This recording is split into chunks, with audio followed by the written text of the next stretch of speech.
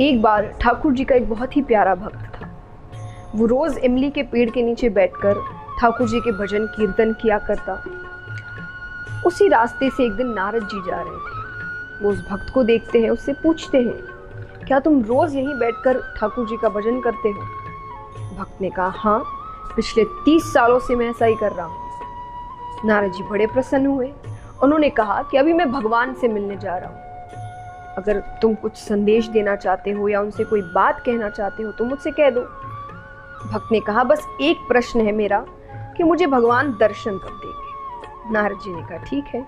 वो भगवान के पास जाते हैं, भगवान से प्रश्न पूछते हैं। भगवान ने कहा, उस इमली के पेड़ में जितने पत्ते हैं मैं उतने ही वर्षों बाद उस भक्त को दर्शन दूंगा। नारद जी बड़े उदास हो जाते हैं, नीचे आते हैं। भक्त ने पूछा कि आपने मेरा प्रश्न पूछा क्या? नारद जी ने कहा, छोड़ो वो बात, कभी और करेंगे। अरे, भक्त कहते, ऐसे कैसे छोड़ो? मैंने भगवान से वो प्रश्न किया है, मुझे उसका उत्तर चाहिए। नारद जी ने कहा, तुम उदास हो जाओगे। बोले, नहीं, मैं उदास नहीं हूँ, आप मुझे उत्तर बताइए। नारद जी ने कहा कि भगवान ने कहा है कि इस इमली के पेड़ में जितने पत्ते हैं मैं उतने ही वर्षों बाद तुमसे मिलने आऊंगा। भक्त वापस पूछता है, भगवान ने ये बात खुद कही है?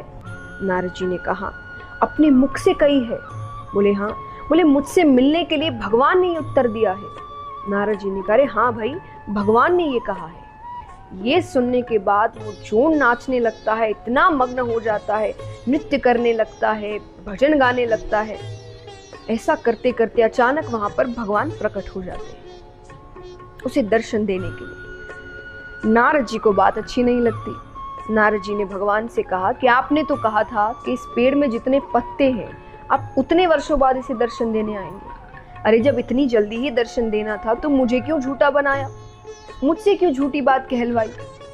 भगवान कहते हैं, मैंने झूठी बात नहीं कहलवाई। जिस गति से, जिस तरीके से वो भक्त जब तुमने प्रश्न किया था मेरी भक्ति कर रहा था, उस गति से तो मैं उतने वर्षों बाद ही उसे दर्शन देने आता। लेकिन जैसे ही उसे ये पता चला कि भले ही वर्षों बाद पर मैं उसे दर्शन देने आऊंगा, जिस गति से, जिस उत्साह से उसने मेरी भक्ति शुरू की, मुझे तुरंत ही आना पड़ा।